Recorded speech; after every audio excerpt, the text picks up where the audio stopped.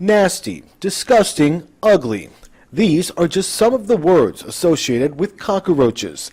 But for scientists, in the world of bio-inspired robotics, roaches are perfect. So you might think the best shape changers are kind of like an octopus or a worm or a slug, but yet we know that cockroaches can go through these tiny little cracks. Researchers at UC Berkeley put roaches through a series of experiments that involved the insects running through tiny tunnels a quarter of their size and fitting through openings just millimeters wide.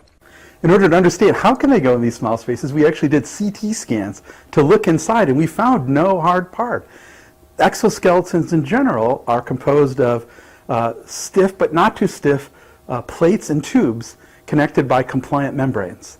And those can all be compressed but yet still function effectively.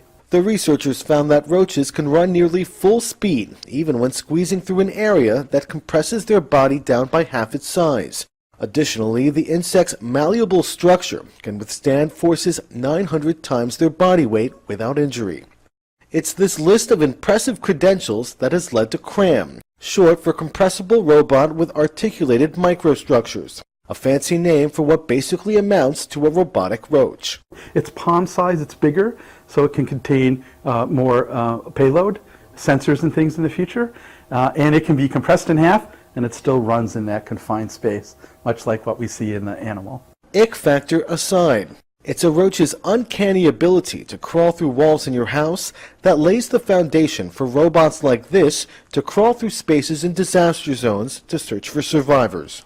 So, while you may be completely disgusted by the creepy critters, it's time to give the cockroach a bit of respect.